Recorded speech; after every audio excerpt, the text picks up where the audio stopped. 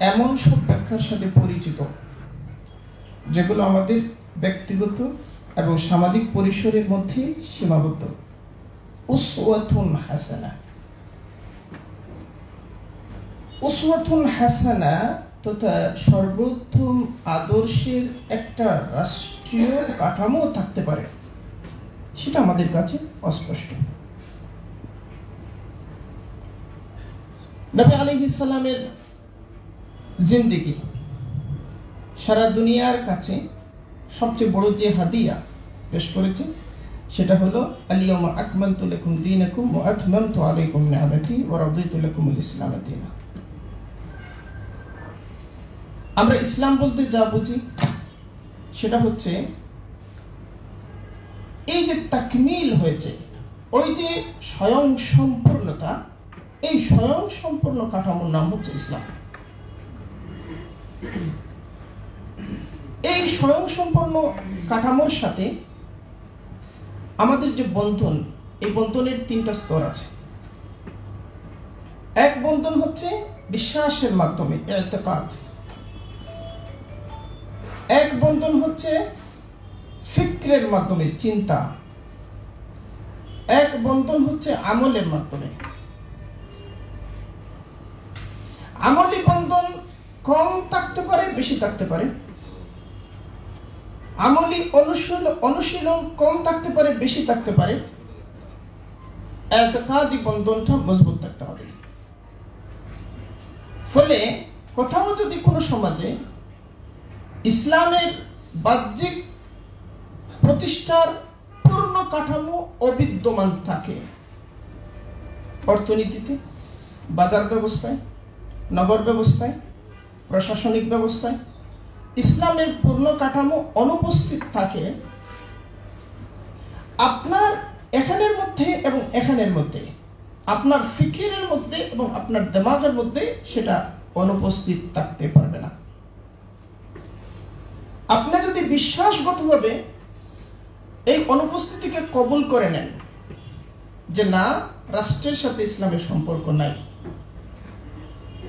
বাজার ব্যবস্থার সাথে ইসলামের সম্পর্ক নাই, ব্যাংকিং সেক্টরের সাথে ইসলামের সম্পর্ক নাই, সম্পর্ক মানে কি ইসলাম দিয়ে তাকে পরিচালনা করা যায় না, আপনি যদি মনে করেন,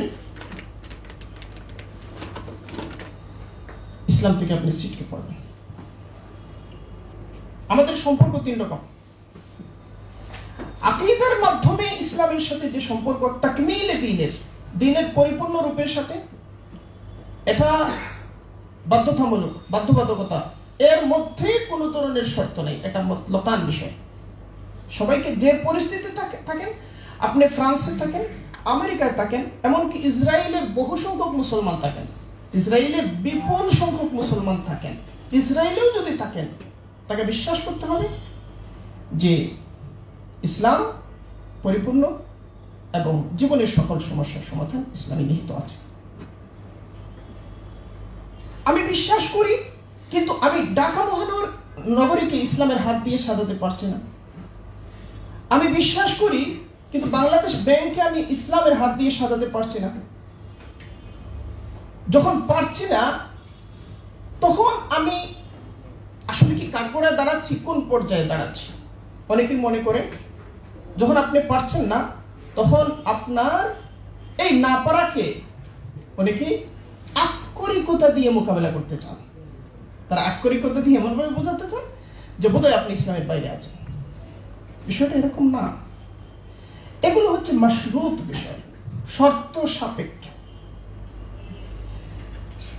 একটা বিখ্যাত কিতাব আশরাফ আলী থানভী রাহিমাহুল্লাহ তাআলা আর-রাওযাতুন নাযিরা ফিল মাসাইলিল হাজিরা, সেখানে সমসাময়িক আধুনিক জগতে যে সমস্ত ইস্যুস এর মোকাবেলা আমাদের করতে হয়, সেগুলো নিয়ে তিনি অন্তর্দৃষ্টিপূর্ণ আলোকপাত করেছেন। সেখানে তিনি বলছেন যে এই যে ইসলাম রাষ্ট্রীয় কাঠামোর মধ্যে প্রতিষ্ঠার যে ব্যাপারটা, কখনো সেটা ফরজে কিফায়া, আবার কখনো সেটা ফরজে আইন, বিশেষত হারামাইন শরীফাইনের মধ্যে। কিন্তু কাদের জন্য ফরজে কিফায়া, কাদের জন্য ফরজে আইন? কোন পরিস্থিতিতে, কখন? 2 শর্তে। আলী তানভী রাহিমাহুল্লাহ তাআলা বলছেন 2 শর্তে। 1 নম্বর শর্ত, ইস্তিতাআত থাকতে হবে। আপনার ইস্তিতাআত আছে, আপনি করছেন না। ইস্তিতাআত আছে, আপনি করছেন না, আপনি ফরজ আইন তরক করছেন। ইস্তিতাআত আছে বিশেষ এক মাত্রায়, আপনি করছেন না, হয়তো সেটা ফরজ কিফায়া তরক করছেন। 1 নম্বর শর্ত ইস্তিতাআত। ওয়া'ইদ্দু লাহুম মাসতাতা'তুম মিন কুওয়া। ইস্তিতাআত আসবে কিভাবে? ইস্তিতাআত নির্ভরশীল ইরদাদের উপর। ইস্তিতাআত কিসের উপর নির্ভরশীল? ইরদাদের উপর। আপনার ইরদাদ, আপনার প্রস্তুতি। ইস্তিতাআত হলো সক্ষমতা, আর ইরদাদ হলো প্রস্তুতি। ইরদাদের ফলশ্রুতিতে ইস্তিতাআত, ইস্তিতাআতের ফলশ্রুতিতে শর্ত পূরণ আপনি করবেন। শর্ত পূরণের ফলশ্রুতিতে ইস্তিখলাফ আসবে। ধারাবাহিকতা কোরআন দিয়েছে। শর্ত কি? ইস্তিখলাফকে এই কারণে কোরআন মাউউদ বলেছে, ওয়া'দাল্লাহু আল্লাযীনা আমানু মিনকুম ওয়া আমিলুস সালিহাতি লা ইস্তাখলিফান্নাহুম ফিল আরদি। আল্লাহ সুবহানাহু ওয়া তাআলা সাহাবাদেরকে সম্বোধন করে বলছেন, সাহাবাদেরকে, যে আল্লাহ তাআলা ওয়াদা করছেন, আল্লাযীনা আমানু মিনকুম, তোমাদের মধ্য থেকে যারা ঈমান এনেছে তাদের সাথে ওয়াদা করছেন, তাদের ব্যাপারে ওয়াদা করছেন, এবং আমলে সালেহ করছেন। দুই শর্ত। একটা হলো ইতিকাদের সাথে সম্পর্কিত, আরেকটা হলো বাহ্যিক আমলের সাথে সম্পর্কিত। এই ঈমানের পূর্ণতা এবং আমলের পূর্ণতার সাপেক্ষে আল্লাহ তাআলা একটা জিনিস দেবেন। কি দেবেন? লা ইস্তাখলিফান্নাহুম ফিল আরদ, ইস্তিখলাফ ফিল আরদ দেবেন, অর্থাৎ জমিনে কর্তৃত্ব প্রদান করবেন। এটা হলো এই আয়াতের এক অংশ। দ্বিতীয় অংশ হলো আল্লাহ তাআলা বলছেন, কামাস্তাখলাফাল্লাযীনা মিন ক্বাবলিহিম, পূর্ববর্তী যারা যত নবীরা ইস্তিখলাফ লাভ করেছিলেন, প্রত্যেককে এভাবেই, এই প্রক্রিয়াতেই আল্লাহ তাআলা ইস্তিখলাফ দিয়েছেন। ফলে হযরত দাউদের ইস্তিখলাফ ওই প্রক্রিয়ায় হয়েছে, হযরত সুলাইমান আলাইহিস সালামের ইস্তিখলাফ ওই প্রক্রিয়ায় হয়েছে, হযরত মূসা আলাইহিস সালামের ইস্তিখলাফ ওই প্রক্রিয়ায় হয়েছে। যত আম্বিয়া আলাইহিমুস সালাম ইস্তিখলাফ লাভ করেছেন, প্রত্যেকেই এই প্রক্রিয়ায় ইস্তিখলাফ পেয়েছেন। দলিল কি? কামাস্তাখলাফাল্লাযীনা মিন ক্বাবলিহিম। এখান থেকে যে ইখতিলাফ আসে, অনেকে বলেন যে খিলাফা জিনিসটা মাউউদ না মা'মুর, মানে এটার জন্য আমরা আদিষ্ট কিনা, না এটা প্রতিশ্রুত। সালাফের মধ্যে বড় একটা অংশ তারা বলেন এটা নিছক মাউউদ, অর্থাৎ আমরা যখন ঈমান এবং আমলে সালেহায় পূর্ণতা অর্জন করব, আল্লাহ তাআলা আমাদেরকে খেলাফত দান করবেন, এবং সেজন্য আমাদের প্রচেষ্টার জরুরত। এটাকে অনেকেই অবহেলা করেন, উপেক্ষা করেন, গুরুত্ব দিতে চান না। তারা মনে করে যে আমরা জানি আছি, তা নিয়ে থাকবো, সবকিছু যখন করে ফেলবো আল্লাহ তাআলা এক সময় দিবেন, দিলেন, না দিলে না। কিন্তু খিলাফা হচ্ছে এমন একটা জিনিস যার সাথে অনেকগুলো ওয়াজিবাত নির্ভরশীল। খেলাফতের উপর অনেকগুলো ওয়াজিবাত নির্ভরশীল। হুদুদ কিসাস কিসের উপর নির্ভরশীল বলেন? খেলাফত ব্যবস্থার সাথে। সাংবিধানিকভাবে ইসলামী ইতিকাদ, ইসলামী আইনের প্রতিষ্ঠা খেলাফার উপর নির্ভরশীল। ইসলামী বিচার ব্যবস্থা খেলাফার উপর নির্ভরশীল। এগুলোর অনুপস্থিতি যে সমাজে বিদ্যমান, এরকম একটা সমাজে যখন আপনি বসবাস করছেন, তখন এই অনুপস্থিতির জন্য আপনি দায়ী নন। তাহলে আপনি কোন হালতের মধ্যে আছেন? হালতে মজবুরির মধ্যে আছেন। আপনি মজবুরে মাহাজ। এই মজবুরে মাহাজ থাকা অবস্থায় আপনি কি করবেন? ওই সিলসিলায় আগাবেন। প্রথমে এদাদের মাধ্যমে কি করবেন? ইস্তিতাআত অর্জন করবেন। ইস্তিতাআতের মাধ্যমে কি করবেন? শর্ত পূরণ করবেন। শর্ত পূরণের ফলশ্রুতিতে আল্লাহ সুবহানাহু ওয়া তাআলা আপনাকে ইস্তিখলাফ দেবেন। এবার বলেন আপনারা এদাদের কোন স্তরে আছেন? আমরা তো মাঠে ময়দানে যাই কম, আপনারা মাঠে ময়দানে। আপনারা বলেন এদাদের কোন স্তরে আছেন? আপনারা বলেন ইস্তিতাআতের কোন স্তরে আছেন? এদাদ নাই, ইস্তিতাআত নাই, শর্ত পূরণ নাই, হঠাৎ একটা বিপ্লব এসেছে, আপনি এক ধাক্কায় খিলাফা কায়েম করে বসবেন। এটা কোথায়? সবার আগে আপনাকে কে বাধা দেবেন জানেন? স্বয়ং আল্লাহ সুবহানাহু ওয়া তাআলা। কারণ আল্লাহ সুবহানাহু ওয়া তাআলার ফিতরতের বাইরে আপনি গেছেন। ফিতরাতুল্লাহিল্লাতী ফাতারান নাস আলাইহা, অর্থাৎ আল্লাহ তাআলা এটা হতে দেবেন না। আল্লাহর সুন্নাহ এটা সমর্থন করে না। সমর্থন করে না, এজন্যই তো আল্লাহ তাআলা এই সিলসিলা দিয়েছেন, এই ধারাবাহিকতা দিয়েছেন। কই কোথায় আযাদ? দেখেন আযাদ, আযাদ মানে অনেকে আযাদ মানে মনে করি কিভাবে একটা গুলি করতে হবে এটা শেখা। আযাদ মানে সমস্ত কিছু, সমস্ত কিছু, যত কিছুর সাথে ইস্তেখলাফ সম্পর্কিত সমস্ত কিছু, সর্বত্র আপনার আযাদ থাকতে হবে। রাষ্ট্র যেমন এটা ফুটবলের মাঠ, সবাই রাষ্ট্র নিয়ে কথা বলছে, এমন ভাবে কথা বলছে যেন এটা রাষ্ট্রকে সে পকেটে নিয়ে হাঁটে, এরকম নয়। রাষ্ট্রের পরিবর্তন, বহু আম্বিয়া আলাইহিস সালাম এমন পুরা জিন্দেগি মেহনত করেছেন, রাষ্ট্র ক্ষমতা পর্যন্ত যাওয়া হয় নাই। এবং এটা ইমানের কামালের জন্য, আমালে সালেহের কামালের জন্য রাষ্ট্র ক্ষমতা পর্যন্ত যেতে হবে, এটা বাধ্যতামূলক নয়। এর প্রমাণ অসংখ্য আম্বিয়া আলাইহিস সালাম রাষ্ট্র ক্ষমতা পর্যন্ত যান নাই। এটা তো সঠিক ব্যাপার। কিন্তু ইরদাদ জারি রাখতে হবে, ইস্তিতাআত অর্জন জারি রাখতে হবে, শর্ত পূরণের সাধনা জারি রাখতে হবে। এখন যে আমরা রাষ্ট্র নিয়ে কথা বলছি, আধুনিক পৃথিবীতে, এই পৃথিবীতে রাষ্ট্র অধ্যয়ন করা, রাষ্ট্রের ব্যাপারগুলোর সাথে ইলমি এবং তাহকিকি যে সম্পর্ক, যে ফুনুনাতের সম্পর্ক, শাস্ত্রসমূহের সম্পর্ক, এগুলোর সম্মিলিত একটা কাঠামোর নামটা হলো রাষ্ট্রবিজ্ঞান। এই রাষ্ট্রবিজ্ঞান ইসলামিক তুরাসের সাপেক্ষে আজ রাষ্ট্র সম্পর্কে যে তথ্য আমাদের সামনে হাজির করে, রাষ্ট্রের যে পরিচয় হাজির করে, সেটা হলো রাষ্ট্র কয়েকটা জিনিসের সমন্বিত কাঠামোর নাম। একটা হলো আল আরদ, আল আরদুল্লাতী বুনিয়াত আলাইহা আদ-দাওলা, সেই ভূমি, যে ভূমির উপর কি করা হবে? রাষ্ট্র গঠন করা হবে। ভূমি, প্রথম শর্ত হলো ভূমি, প্রথম জিনিসটা হলো ভূমি। দুই, আন-নাসু আল্লাযী ইয়াঈশুনা, এমন সব মানুষ যারা ওই রাষ্ট্রের মধ্যে বসবাস করবে, ওই রাষ্ট্রের নাগরিক হিসেবে বসবাস করবে। তিন নম্বর, হাইকালুদ দাওলাতি আল্লাযী বানাহু হাউলাইন নাসি ফি হাযিহিল আরদি। হাইকালুদ দাওলাতি, রাষ্ট্রের যে কাঠামো, রাষ্ট্রের যে কাঠামো, যে কাঠামোটা ওই রাষ্ট্রের প্রতিষ্ঠাতা নাগরিকরা তৈরি করেছে ওই জমিতে, ওই ভূমিতে, ওই সুনির্দিষ্ট ভূমিতে, ওই সুনির্দিষ্ট ভূমির অধিবাসীরা যে কাঠামোটা, যে হাইকাল তৈরি করেছে, যে স্থাপত্য তৈরি করেছে, যে কাঠামো তৈরি করেছে। চার নম্বর হলো সিয়াদাতুদ দাওলা অথবা সুলতাতুদ দাওলা। যে রাষ্ট্র আপনি গঠন করলেন, এই রাষ্ট্রের সার্বভৌম পাওয়ার থাকতে হবে, সার্বভৌমত্ব থাকতে হবে। সার্বভৌমত্ব নাই, একটা রাষ্ট্র গঠন করলেন আপনি, এটা কোন এলাকা, এই এলাকার নাম কি জানো? পল্টন। আপনি পল্টন এলাকাকে ঘোষণা দিয়ে দিলেন রাষ্ট্র এবং একটা কাঠামো দাঁড় করিয়ে দিলেন। না, সুলতাতুদ দাওলা থাকতে হবে। সুলতাতুদ দাওলা অনেকগুলো জিনিসের উপর নির্ভরশীল। এখন শুধু শুধু সুলতান থাকলে হবে না, বরং আল ইতিরাফ ওয়াল মাকানাতুদ দাওলিয়াহ ফিল আলাম থাকতে হবে।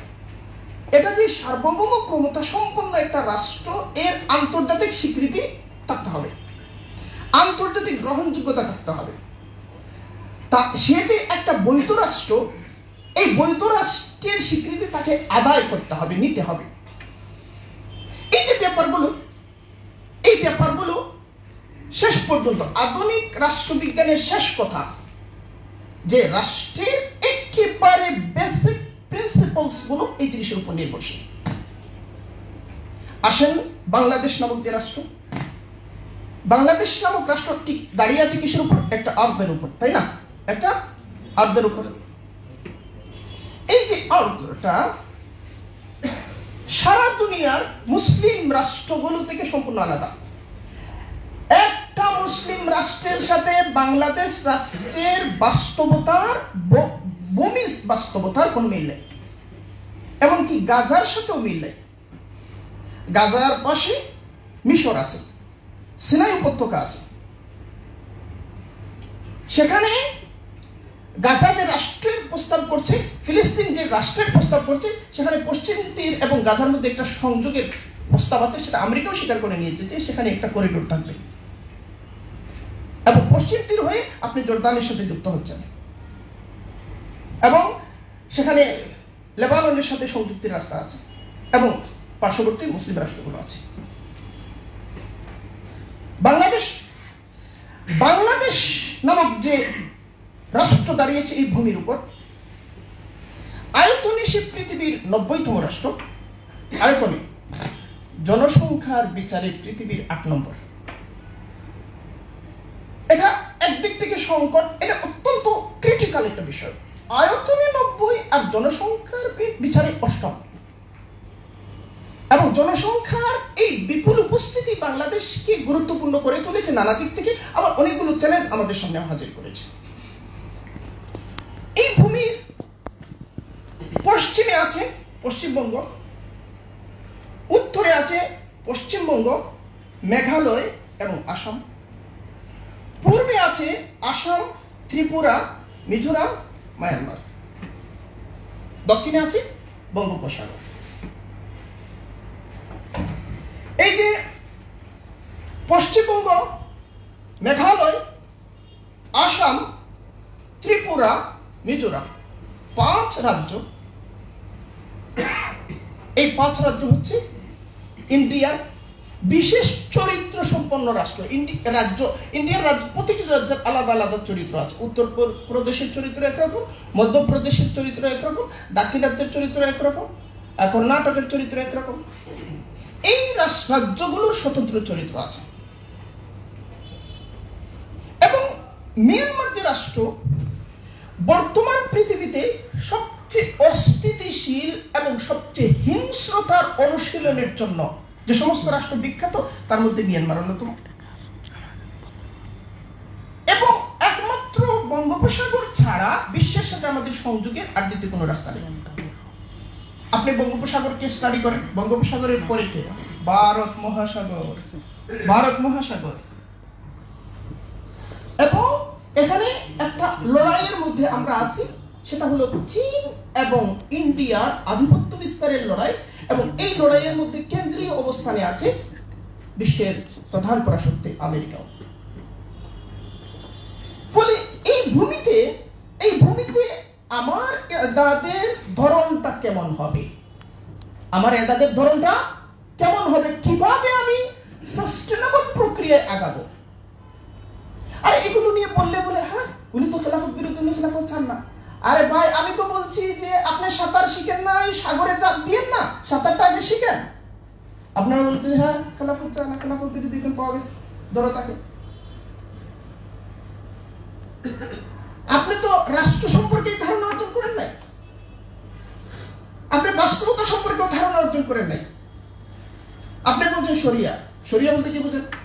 কোরআন, হাদিস, ইজমা, কিয়াস, এগুলোই ইস্তেহসান থেকে কত শত শত মাসাইল ইস্তেমবাত হয়েছে বলেন? মাসালিহ মুরসালা থেকে কত শত শত মাসাইল ইস্তেমবাত হয়েছে বলেন? ইস্তিসহাবুল হাল থেকে কত শত শত মাসাইল ইস্তেমবাত হয়েছে বলেন? উরফ থেকে কত শত শত মাসাইল ইস্তেমবাত হয়েছে বলেন? এগুলো পরিস্থিতি, বাস্তবতা, বিবেচনা, সমস্ত কিছুকে বিবেচনা করে উসুল প্রণয়ন করা হয়েছে। এগুলো বাদ দিতে পারবে? কেউ বাদ দিতে পারবে? এগুলো বাদ দিলে তো ফিকহের বিরুদ্ধে বিদ্রোহ করবে, শরিয়ার বিরুদ্ধে বিদ্রোহ করবে। আমাদের সমস্যাটা হলো, আপনি দেখবেন যে বাংলাদেশে যতগুলো ইসলামী ঘরানা আছে, ইসলামী রাজনৈতিক সিয়াসি যে ধারাগুলো আছে, আমি সবগুলোতে চাই। চরমুনাই বলেন, খেলাফা বলেন, ওই অংশ বলেন, জমিয়ত বলেন, প্রত্যেকের একেবারে আমি বলে দিয়েছি যে আপনাদের কেন্দ্রীয় আয়োজনগুলোতে যাবো, যেখানে কেবল কেন্দ্রীয় নেতৃবৃন্দ থাকবেন। তাদের পলিসি নিয়ে, তাদের স্ট্র্যাটেজি নিয়ে, তাদের কর্মকৌশল নিয়ে আমি বিস্তর ভিন্নমত করি এবং সেখানে অনেক কিছু আমি সমালোচনা করি। এবং আমি বলে দিই যে আপনি আমাকে আরেকবার ডাকবেন, এটা আমি চাই না। আপনার কাছে প্রিয় হবার কোনো অভিপ্রায় আমার নাই, কিন্তু তারা বারবার নিতে চান, শুনতে চান।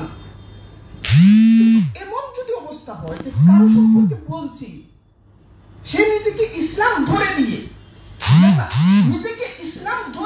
ওই বলার কারণে আপনাকে ইসলাম থেকে, ওই যে আমরা ডিল ছড়ি না, পুকুরে ফেলে দেই, আপনাকে ইসলাম মানে আপনাকে ইসলাম থেকে বুড়িগঙ্গাতে ফেলে দিচ্ছে। যেহেতু আমি ইসলাম আর আমার কোনো কিছু নিয়ে আপনি বলছেন, তাহলে আপনার জায়গা বুড়িগঙ্গায়। তাহলে যখন ব্যাপারটা এরকম হয়, যখন হয়, তখন আমরা যে সমস্ত জায়গায় সংস্কারের ব্যাপারে উদ্বিগ্ন থাকি, আমাদের উদ্বেগের তালিকায় যারা এই প্রবণতার মধ্যে আছেন তাদেরকে আমরা উপরের দিকে নিয়ে যাই, যে এদের নিয়ে আমাদের আরো কাজ করতে হবে। আপনার এগুলোর ফলে যে আপনার প্রতি আমাদের বিদ্বেষ তৈরি হয়, না, এটা হতে পারে না। দরদ তৈরি হয় এবং দায়িত্ব বাড়ে, যে আমাদের এই ভাইরা খেলাফত চান, ইসলামের দিলবাই চান, ইসলামকে গালিব করতে চান, কিন্তু তাদের বুঝের মধ্যে মনে হচ্ছে কোথাও না কোথাও মানে বড় ধরনের সমস্যা। আপনারা গালি দিয়ে যে বন্ধ করতে পারবেন না, যত বেশি গালি দেবেন, আপনাদের গালি এবং প্রশংসা কোনটাই, প্রশংসা আমাদেরকে আহ্লাদিত করে না, গালিও আমাদেরকে বিচলিত করে না। দায়িত্ব পালন করে যাব, এটা হচ্ছে আদ-দীন ওয়ান নাসিহা। এবং আমরা চাই যে বিভেদের যে জায়গাগুলো, এগুলো কমানো। কিভাবে কমানো যায়?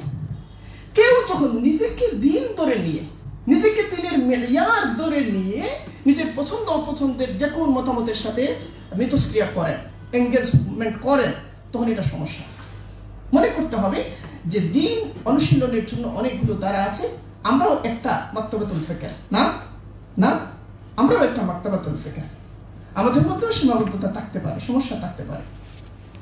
হতে পারে যে আমাদের এই মাকতাবাতুল ফিকর থেকে একটু দূরে বা অনেক একটু দূরে। তো আপনি বৃহত্তর ক্ষেত্রে রাষ্ট্রীয় পর্যায়ে কিছু করতে চান, তাহলে যে দূরে থাকে তো কাছে আনার চেষ্টা করতে হবে।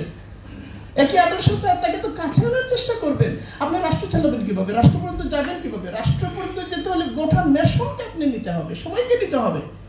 মাসাইল ইখতিলাফ, যে ইখতিলাফটা সালাফের মধ্যে চলে আসছে, সেটা নিয়ে বললে আপনি ছুড়ে দিচ্ছেন, আপনি পারবেন কিভাবে? ফলে আপনার অনেক জায়গায় কাজ করতে হবে।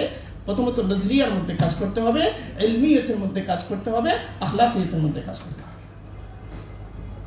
আমি অত্যন্ত বিনয়ের সাথে এগুলো বলছি, এবং এই কাজ আপনাকে করতে হবে তা বলছি না কেবল, আমাকেও করতে হবে, আমাদের সবাইকে করতে হবে। আমরা সবাই তাকাল্লুফের মধ্যে আছি। আমাদের দুই আহওয়াল, একটা হচ্ছে হয় তাকাল্লুফ, নয় তাকাদ্দুম। আমরা তাকাল্লুফের মধ্যে আছি। প্রত্যেকেই নানা সমস্যায় জর্জরিত, নানা দুর্বলতায় আক্রান্ত। আমাদেরকে সম্মিলিত চেষ্টার মাধ্যমে এগিয়ে যেতে হবে।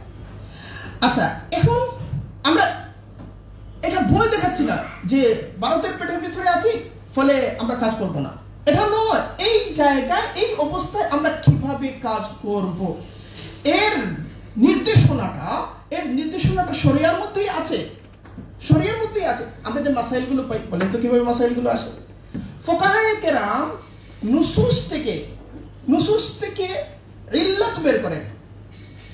ইল্লাত থেকে, ইল্লাত হচ্ছে কার্যকারণ, এই কার্যকারণের আলোকে তারা মাসাইল ইস্তেমবাদ করেন। এবং মাসাইলগুলো জামানার পরিবর্তনের প্রেক্ষাপটে পরিবর্তিত হয়েছে, মাকানের পরিবর্তনের প্রেক্ষাপটে মাসাইলগুলো পরিবর্তিত হয়েছে, আহওয়ালের পরিবর্তনের প্রেক্ষাপটে মাসাইলগুলো পরিবর্তন হয়েছে। ফলে আমি মনে করি আমাদের উলামার মধ্যে এক ধরনের জুমুদ আছে। আমরা মনে করি যে না, ইজতিহাদ নাম শুনলেই আমরা মনে করি কি না কি হয়ে যাবে। ইজতিহাদ দরকার, সেটা কিভাবে? আমরা এককভাবে মুস্তাহিদ হওয়ার সামর্থ্য আমাদের হয়তো নাই, কিন্তু আলমে ইসলামের মধ্যে আল্লাহ সুবহানাহু ওয়া তাআলা কখনো এমন হালত করবেন না যে সারা আলমে ইসলামীর শ্রেষ্ঠ নেতাগুলোকে একত্র করে একটা মুস্তাহিদ পরিষদ গঠন করা যাচ্ছে না। এটা তো হতে পারে না, তাহলে দিন চলবে কিভাবে?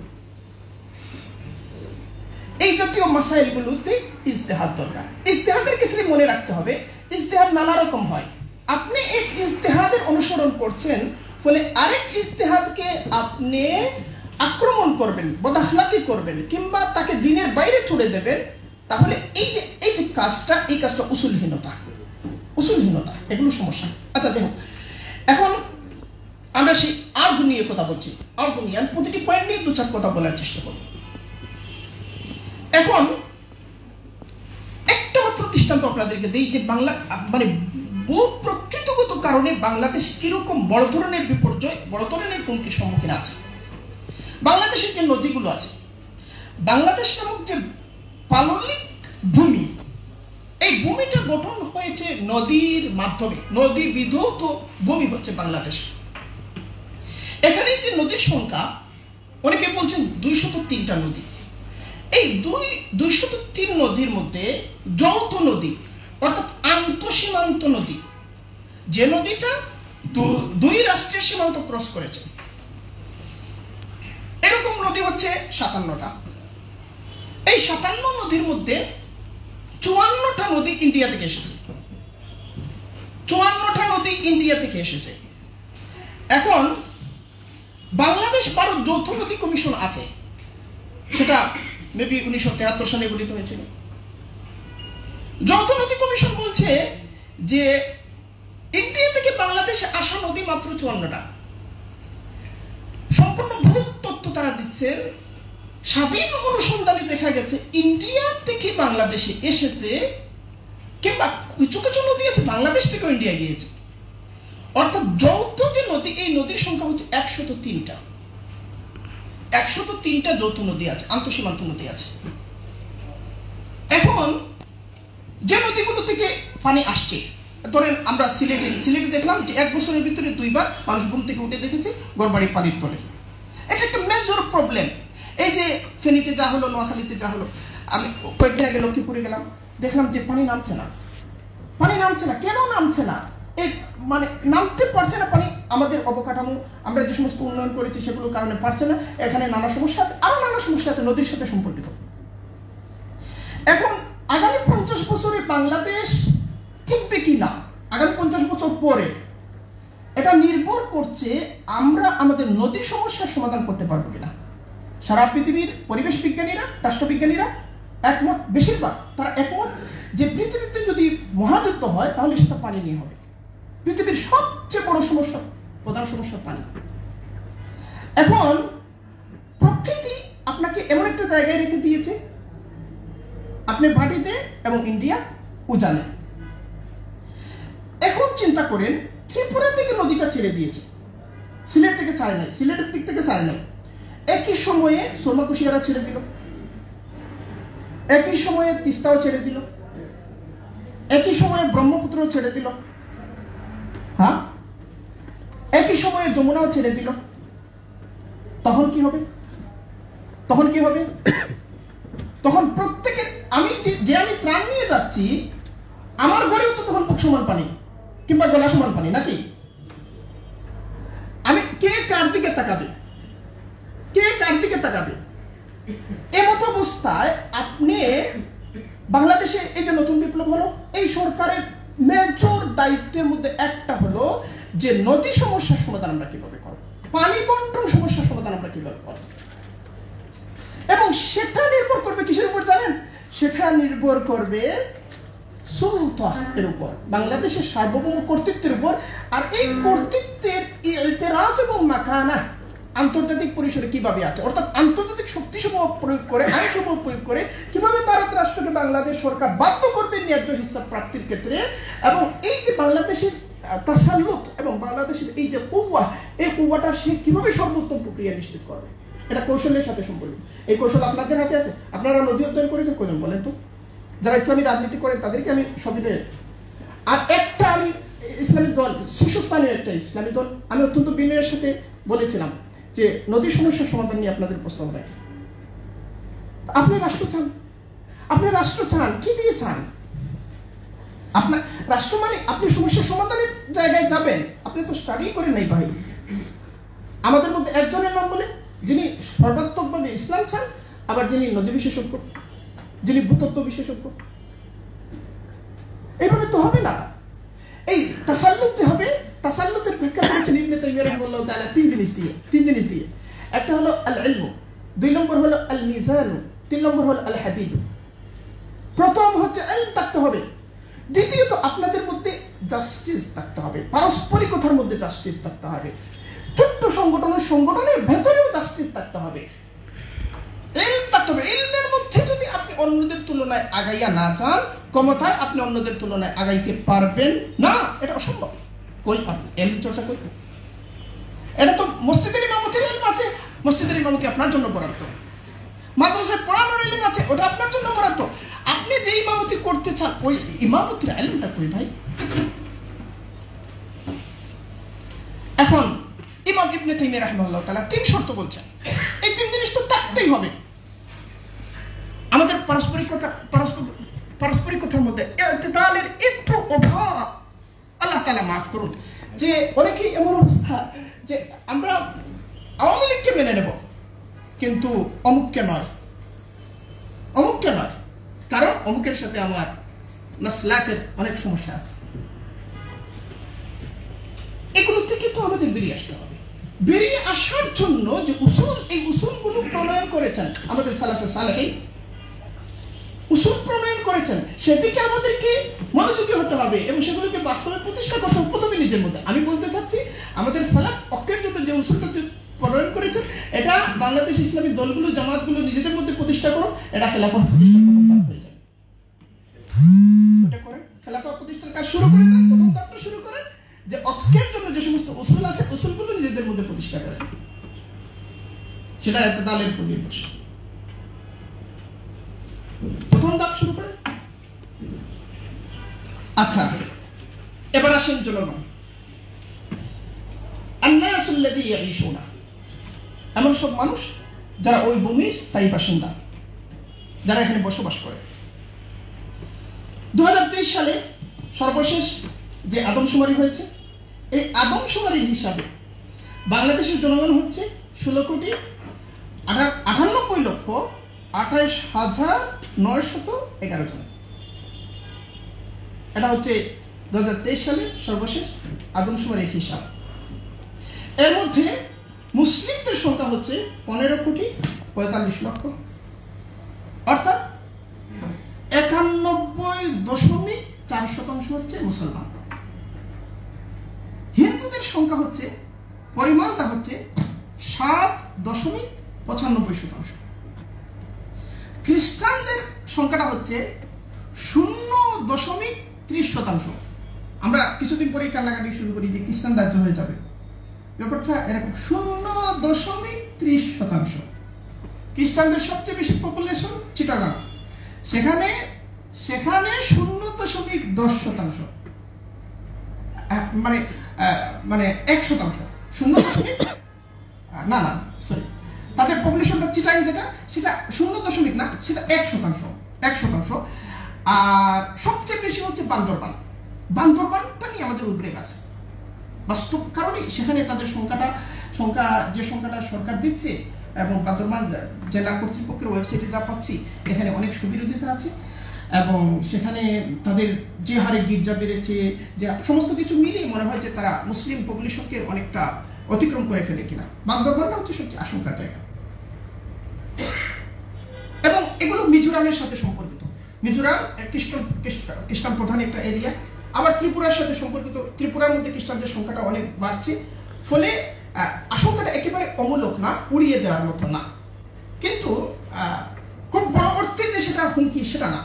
এখানকার সবচেয়ে প্রধান হুমকিটা হচ্ছে হিন্দুত্ববাদ। হিন্দুত্ববাদ মানে আমাদের হিন্দু প্রতিবেশী ভাই বোনেরা নন, হিন্দুত্ববাদ হচ্ছে আরেকটা মিশন, আরেকটা আগ্রাসন। এবং আমাদের এই যে আসাদ পারভেজ একটা বই লিখেছেন হিন্দুত্ববাদ নিয়ে। তো আসাদ পারভেজ বলছেন যে তাকে হুমকি দেওয়া হচ্ছে, কি সব গালি যে তোকে আমরা শেষ করে ফেলবো। কেন? একটা বই লিখছেন এবং আসাদ পারভেজ চিন্তিত ছিলেন যে তিনি কি করবেন, দেশ থেকে চলে যাবেন কিনা দেশে থাকবেন। আমরা বললাম যে আপাতত আপনি কম লিখেন। এই তো বিগত রেজিমের সময় ঘটনাগুলো ঘটেছে। হিন্দু এক জিনিস, হিন্দুত্ববাদ আরেক জিনিস। হিন্দুত্ববাদ এখানে মেজর একটা প্রবলেম। হিন্দুত্ববাদ এরকম একটা প্রবলেম, জানবাদ যেরকম প্রবলেম। এখানকার মেজর প্রবলেমটা হচ্ছে হিন্দুত্ববাদ। এর সাথে হিন্দু ভাইদেরকেও লড়তে হবে, তাদেরকেও লড়তে হবে। আচ্ছা, এখন এই যে পপুলেশন, এর মধ্যে 8,17,12,000 পুরুষ, 8,33,47,000 নারী। এবার নারীদের সংখ্যা একটু বেশি, তো আপনারা অনেকেই এটা করবেন সেটা করবেন, মাসনা সুলাসা রুবা। নারীদের সংখ্যা বেশি আছে পুরুষদের তুলনায়, কয়েক লক্ষ বেশি, বেশ কয়েক লক্ষ বেশি। এখন সবচেয়ে বেশি উপেক্ষিত পরিবার। ইসলাম যে সভ্যতার কথা বলে এটা পরিবার থেকে শুরু হয়। সভ্যতাটা প্রথমে ফর্দ থেকে শুরু হয়। ফর্দ হচ্ছে একজন ব্যক্তি, ফর্দ ওয়াহেদ, একজন ব্যক্তি। তারপরে কি? তারপরে শুরু হয়েছে মুজতামা। প্রথমে হচ্ছে ফর্দ ওয়াহেদ। ফর্দ ওয়াহেদ নিজের সমস্যার সমাধান করতে পারে না। যেমন ফর্দ ওয়াহেদ, আপনি ভাত খাবেন, একা আপনি ভাত খাবেন, আপনাকে ধান চাষ করতে হবে, সেটাকে চাল বানাতে হবে, সেটাকে ভাতে রূপান্তরিত করতে হবে, তারপরে সেটা মুখে নিতে হবে। একটা ভাতের দানা মুখে নিতে হলে একজন ফর্দ ওয়াহেদের 1 বছর লাগবে। বুঝলেন না বিষয়টা? ব্যক্তি হিসাবে। ফলে মানুষ কি করে? প্রত্যেক ক্ষেত্রেই জীবন চালানোর জন্য ইজতিমা, মুজতামা তৈরি করে। প্রথমে মানুষ যে মুজতামা তৈরি করে সেটার নাম হলো পরিবার। প্রথমে মানুষ যে মুজতামা তৈরি করে, মুজতামা তৈরি হয় কিভাবে? তাআউনের ভিত্তিতে, পারস্পরিক সহযোগিতার ভিত্তিতে। সহযোগিতার জন্যই মুজতামা তৈরি করা হয়। ফর্দ ওয়াহিদ কি তৈরি করে? মুজতামা। ফর্দ ওয়াহিদ কি তৈরি করে? মুজতামা। কেন তৈরি করে? তাআউনের জন্য। তাআউনটা কিসের উপর নির্ভরশীল? উলফতের উপর নির্ভরশীল। উলফতের উপর নির্ভরশীল, পারস্পরিক মহব্বতের উপর নির্ভরশীল। উলফতটা কিসের উপর নির্ভরশীল? রাহমতের উপর নির্ভরশীল। রাহমতটা কি? জগৎ ব্যবস্থার মূল সংবিধান। কিভাবে আমরা বুঝলাম? নবী আলাইহিস সালাম আমাদেরকে জানাচ্ছেন, ইন্না রাহমাতি সাবাকাত গাযবি ফাহুয়া মাকতুবুন ইনদা ফাওকিল আরশি ক্বাবলা আন ইয়াখলুকাল খালকা। আল্লাহ তাআলা সমস্ত কিছু সৃষ্টির আগে আরশের উপরে লিখে রেখেছেন সমস্ত জগৎ ব্যবস্থার মূলনীতি কি? সেটা হলো ইন্না রাহমাতি সাবাকাত গাযবি, রহমতের প্রাবল্য থাকবে। আচ্ছা, তা মানুষ প্রথম যে মুজতামা তৈরি করলো, ঐক্যবদ্ধ প্রতিষ্ঠান তৈরি করলো, পরিবার। পৃথিবীর সমস্ত রাষ্ট্রবিজ্ঞানী একমত পরিবার হচ্ছে একটা রাজনৈতিক প্রতিষ্ঠান। সমস্ত রাষ্ট্রবিজ্ঞানী একমত পরিবার হচ্ছে একটা রাজনৈতিক প্রতিষ্ঠান। এরপরে মানুষ কি করে? মুজতামাউল ওয়াসিত তৈরি করে। মুজতামাউল ওয়াসিত হলো কি? গ্রাম, শহর, এগুলো তারা তৈরি করে। এটা পরিবার সমূহের সমন্বিত রূপ। পরিবার সমূহের সমন্বিত রূপ, গ্রাম, শহর, সমাজ। তারপরে মানুষ মুজতামাউল কবির তৈরি করে। মুজতামাউল কবির 2 প্রকার। একটা হলো রাষ্ট্র, সেটা হলো নাকিস মুজতামাউল কবির, আর আরেকটা হলো বিশ্ব রাষ্ট্র, সেটা হলো কামিল মুজতামাউল কবির। এক ভাই বলেছেন যে বাংলাদেশকে রাষ্ট্র হিসেবে ইসলামী রাষ্ট্রদর্শন স্বীকার করে কিনা। আমরা এমন সব কথাবার্তা বলি। কেন বলি? কারণ আমাদের সিলেবাসের মধ্যে রাষ্ট্রবিজ্ঞান নাই। আমরা মানে পুরো ধারণাগুলোর উপর নির্ভর করে কথা বলি। এটারও জায়গা আছে। আবার এইটা কামিল না। ইসলাম চায় মুজতামাউল কবির আল কামিল হবে কখন? যখন বৈশ্বিক রাষ্ট্র প্রতিষ্ঠা হবে। এই যে গ্লোবাল ভিলেজের কথা বলা হয়, এই যে গ্লোবালাইজেশনের আওয়াজ হচ্ছে, এগুলো সব আমাদের সালাফে সালেহিন লিখে গেছেন।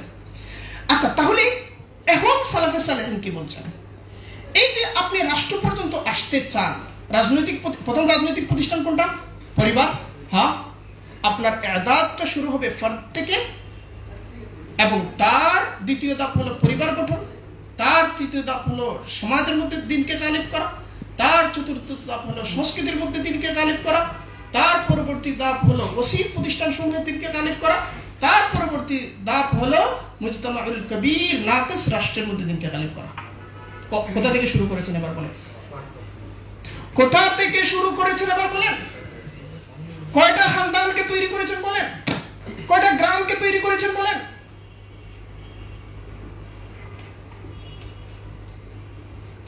কাজ যেটা আপনারা বলবেন যে কাজ করছি, পাকিস্তান আমল থেকেই কাজ করছি। আমি বলতে চাই যে যেভাবে কাজ করা দরকার সেটা তো আমরা শুরুই করলাম না। অনেকেই বলি ইসলামী রাজনৈতিক দলগুলো এত বছর ধরে কি দিচ্ছে। আমি তো দেখি না। আমরা যে কাজ শুরু করি নাই সেটার জন্য আমরা কি দেব? আগে তো শুরু করতে হবে। আমরা ছোট ছোট দল, এগুলো এক একটা, আপনার দয়া করে মাফ করবেন, এগুলো এক একটা সমিতি। কোনটা একটু হুজুর সমিতি, আর কোনটা হুজুরের সাথে সাথে আরো কিছু মিলিয়ে এক একটা সমিতি। এই সমিতিগুলোর কিছু শাখা প্রশাখা থাকে আর কি। মাঝে মধ্যে মিছিল মিটিং হয়। এগুলো রাজনৈতিকতা না, এগুলো সিয়াসা না। ওই দিন এই মঞ্চে দাঁড়িয়ে আমি সিয়াসা নিয়ে আলোচনা করেছি প্রায় 2 ঘন্টা। আপনার মেহরবানি করে আলোচনাটা শুনবেন, এবং 2 ঘন্টার আলোচনার বিষয় না, এটা ঘন্টার পর দিনের পর দিন আলোচনার বিষয়। আমাদের নজরিয়াকে সাফ করতে হবে। আমাদের সালাফি সালেহিন একটা দুইটা না, শত শত হাজার হাজার কিতাব লিখেছেন এই বিষয়ে। আচ্ছা, এখন এই যে জনগণ দেখেন, এই জনগণের চালক কারা? বাংলাদেশের যে জনগণ, এর মধ্যে চালক কারা? সময় শেষ হলে বলে দেবেন, কারণ এই আলোচনা যেহেতু শেষই হবে না, ফলে আগেই শেষ করে দেবেন।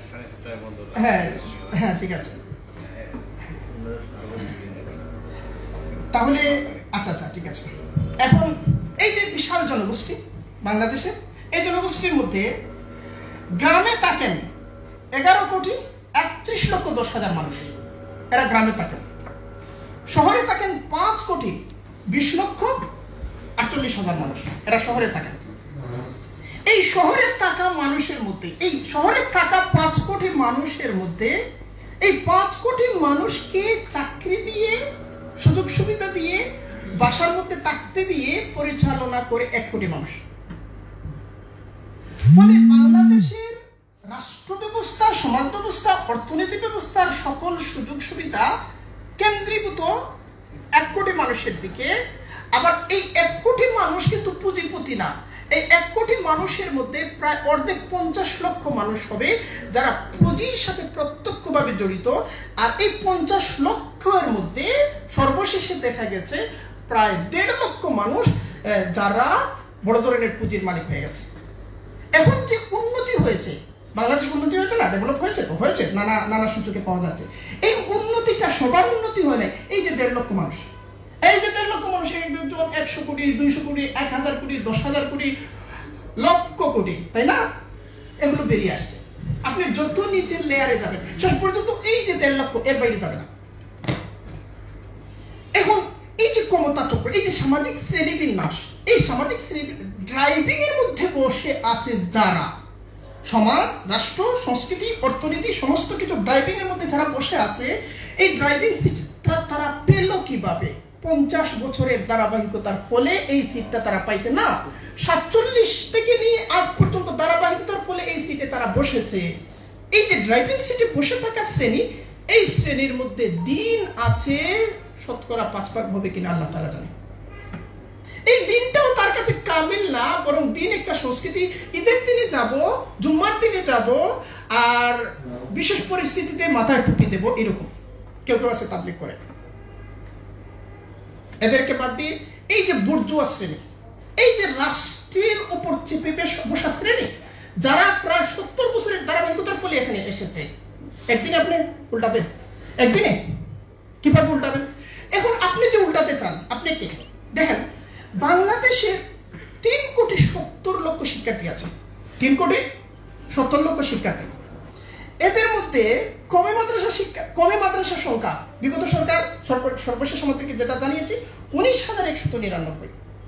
কমে মাদ্রাসা যারা পড়ে তাদের সংখ্যা 15 লক্ষ। কমে মাদ্রাসা যারা পড়ে তাদের সংখ্যা 15 লক্ষ। আর সরকারের গেজেট অনুযায়ী আলিয়া মাদ্রাসা যারা পড়ে তাদের সংখ্যা 45 লক্ষ। 3,70,00,000 শিক্ষার্থী, সমস্ত কিছু মিলে। কমি মাদ্রাসায় পড়নেওয়ালা 15 লক্ষ। আপনারা কমি মাদ্রাসা দিয়ে ইসলাম কাম করে ফেলবেন? কিভাবে করবেন? এই কমি মাদ্রাসার ভিতরে কতগুলো আলাদা আলাদা দ্বারা উপদ্বারা। আচ্ছা, এই যে কমি মাদ্রাসা, আপনি রাষ্ট্র পরিবর্তন আমি শেষ করি। রাষ্ট্রের যে প্রতিষ্ঠানগুলো, আমরা যে হাইকালুদ দাওলা বলছি, রাষ্ট্রের যে প্রতিষ্ঠানগুলো কি? একটা হচ্ছে আইন বিভাগ, একটা হচ্ছে শাসন বিভাগ, একটা হচ্ছে বিচার বিভাগ। প্রধান যে বুনিয়াদ, রাষ্ট্রের বুনিয়াদ হচ্ছে প্রধান বুনিয়াদ, তারপরে হচ্ছে মিডিয়া, তারপরে সিভিল সোসাইটি, আরো নানা আছে। আইন বিভাগের প্রতীক হচ্ছে জাতীয় সংসদ। সেখানে 350 জন সদস্য থাকেন, 300 জন নির্বাচিত আর 50 জন সংরক্ষিত। এদের মধ্যে বিদ্যমান সিস্টেমের মধ্যে যাওয়ার জন্য যে প্রক্রিয়া, এই প্রক্রিয়ায় আপনি কতটুকু অগ্রসর। আইন বিভাগে না গেলে আপনি রাষ্ট্র পরিবর্তনের ভূমিকা রাখতে পারবেন না। দ্বিতীয় হলো শাসন বিভাগ, নির্বাহী বিভাগের মধ্যে যেমন সচিবালয় আছে, মন্ত্রী পরিষদ আছে, অ্যাটর্নি জেনারেল প্রশাসন, স্থানীয় প্রশাসন ইত্যাদি সমস্ত কিছু। আপনারা যে কওমি মাদ্রাসা, আপনারা তো এটা আগে স্থির করে ফেলেছেন আপনারা এই সমস্ত নাপাক জায়গায়, হ্যাঁ বলেন তো, আপনারা বলে এই সমস্ত নাপাক জায়গায় আপনারা যাবেন না, এই সমস্ত নাপাক জায়গায় আপনারা যাবেন না। আপনাদেরকে আল্লাহ সুবহানাহু ওয়া তাআলা অনেক পাক পবিত্র রেখেছেন, এই নাপাক জায়গাগুলোতে যাবেন না। মাশাআল্লাহ, খুব ভালো। ওনারা খুশি যে এই হুজুররা এইসব জায়গায় এসে কোনো ডিস্টার্ব করতেছে না। মাশাআল্লাহ, এই যে আন্দোলনটা হলো, এই যে কোটা বিপ্লবটা হলো, বিপ্লবটা কি নিয়ে হলো? কোটা ইস্যু নিয়ে, তাই না? কোটা ইস্যু কি? সমাজের সবচেয়ে পিছিয়ে পড়া অংশ তাদেরকে রাষ্ট্রের মূলধারার সাথে একীভূত করার জন্য সংবিধান তাদেরকে কোটা ব্যবস্থা দিয়েছে। কোটার মাধ্যমে তারা চাকরি পাবে, সুযোগ সুবিধা পাবে, রাষ্ট্রীয় সুযোগ সুবিধা পাবে, রাষ্ট্রে তাদের উপস্থিতি বাড়বে, তাদের অধিকার সংহত হবে, সুরক্ষিত হবে, তারা সবার সাথে একীভূত হবে। এখন এই কোটার জন্য আন্দোলন করে এত পরিবর্তন, আপনি কি করেছেন? আপনি আগেই বলে রেখেছেন যে এই সিস্টেমের মধ্যেই আমি নাই, তাই তো? এই সিস্টেমের মধ্যে আপনি নাই, সন্তুষ্ট চিত্তে আপনি নাই, আবার বলতেছেন এই সিস্টেমের মালিকানা চান। কিভাবে কিভাবে এটা কিভাবে পসিবল? এই যে 14 লক্ষ দিয়ে আপনি কমাই ফেলবেন, এই 14 লক্ষ কি প্রস্তুত? এই 14 লক্ষ কি আমাদের আধুনিক রাষ্ট্রীয় কাঠামোর সাথে পরিচিত? ফলে শুরু করতে হবে কোথা থেকে? শুরু করতে হবে কোথা থেকে? শুরু থেকে। শুরু করতে হবে কোথা থেকে? আবার বলছি, শুরু করতে হবে কোথা থেকে? শুরু থেকে। সেটা শুরু করেন, এটাই হচ্ছে আসল কাজ। এছাড়া আরো যার এই যে ডালপালা, ডাল গাছটা তার কাণ্ডের নাম, ডালপালা অনেক পরে। আল্লাহ সুবহানাহু ওয়া তাআলা আমাদেরকে প্রথমে সমজদারি দান করুন, তারপরে সঠিক পন্থা সঠিক কাজ করার তৌফিক দান করুন। ওয়া আখিরু দাওয়ানা আলহামদুলিল্লাহ।